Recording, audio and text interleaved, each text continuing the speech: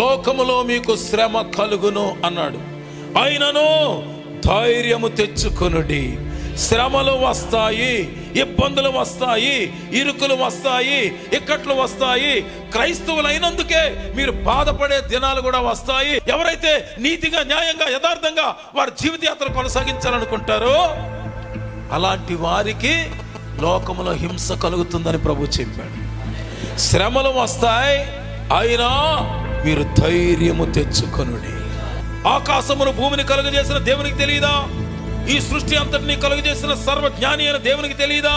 ఇలాంటి వారు ఉంటారనే, ఇంత వ్యతిరేకతలు జరుగుతాయనే, వీరి మధ్యలో జీవించడం కష్టమనే ఆయన ఇదిగో నా ఆత్మను మీ మధ్యలోనికి పంపిస్తాను, పరిశుద్ధాత్మ మీ మీదకి వచ్చినప్పుడు మీరు శక్తిని పొందుతారు. ఎవరైనా మిమ్మల్ని తీసుకొని పెద్దల దగ్గర తీసుకొని వెళితే ఏం మాట్లాడాలని మీరు ఆందోళన పడద్దు. ఆ సమయంలో ఏం మాట్లాడాలో నేనే మీకు తెలియజేస్తానని సెలవిచ్చాను.